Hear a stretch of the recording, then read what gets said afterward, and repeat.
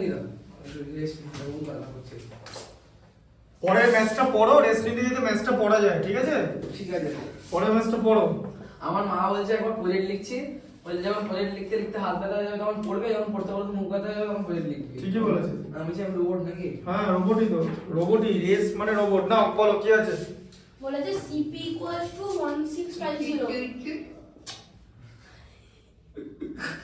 হবে, তুমি বুঝতে পারছো না, পরে কেস হবে, পরীক্ষা দিয়ে বুঝতে পারবে। হ্যাঁ 1650 1650, তারপরে এসপি ইকুয়ালস টু 1452 1452, ঠিক আছে?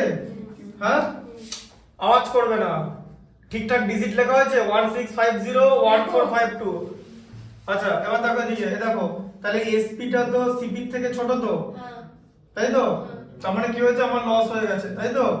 তাহলে কি হয়ে যাবে, লস কি করে বার করব, সিপি মাইনাস এসপি করে দেবো, তাই তো? কারণ লস মানে তো কস্ট প্রাইস বেশি। তাহলে 1650 থেকে 1452 বাদ, 1652 মানে 200 মানে 198 টাকা হচ্ছে, 198। পুরো পয়সা লাগিয়ে দেবো, দাও বরাবর আমি করতে পারি।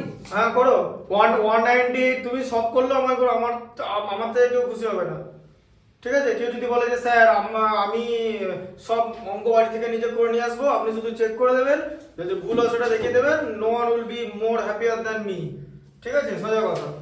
ওটা ওটা স্টুডেন্ট সেটা করে না, একটা অঙ্ক মানে 100টার মধ্যে 99টাই দেখিয়ে দিতে হয়, এরকম কেস আর কি, ঠিক আছে? লস হচ্ছে 190 রুপিস, তাই তো? তাহলে লস পার্সেন্টেজ কত? না যাও, পার্সেন্টেজ অফ লস কত হচ্ছে, কি বলেছি ফর্মুলাটা, এদিকে দেখো, লস বাই কস্ট প্রাইস হবে, প্রফিট হোক বা লস হোক যা হোক কস্ট প্রাইসের উপর হবে, দিয়ে পার্সেন্টেজ, ঠিক আছে? লস কত, 198 রুপিস লস হয়েছে, তাই তো? হ্যাঁ কত টাকার উপরে, 1650 টাকার উপরে, ইনটু 100%।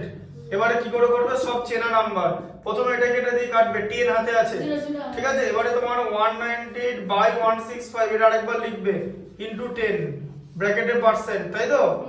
আচ্ছা ঠিক আছে। আচ্ছা এদিকে দেখো, 33 দিয়ে ডিভাইড করলে 5 হয়, 33 দিয়ে ডিভাইড করলে 6 হয়, 33 এর মাল্টিপ্লিকেশন টেবিল ভাই, 33 কে 5 দিয়ে মাল্টিপ্লাই করলে, না না দরকার নেই তো, অত মাল্টিপ্লিকেশন টেবিল পেয়ে গেছি তো, অন্য কিছু দিয়ে গেলে শেষ পর্যন্ত এটাই হবে, এই যে 5/6 হবে, তুমি যা খুশি দিয়ে করো, তুমি 11 দিয়ে করতে পারবে বা 3 দিয়ে করতে পারবে, ঠিক আছে? যদি যা দিয়ে করো শেষ পর্যন্ত এটাই আসবে। তাহলে এখানে 6/5 ইনটু 10 আসছে, 5 ইনটু 2 তে 10 মানে 6 ইনটু 2 মানে 12% লস হয়েছে, ঠিক আছে? বোঝা গেল? এটা ক্যালকুলেশনটা ভালো করে করে নাও।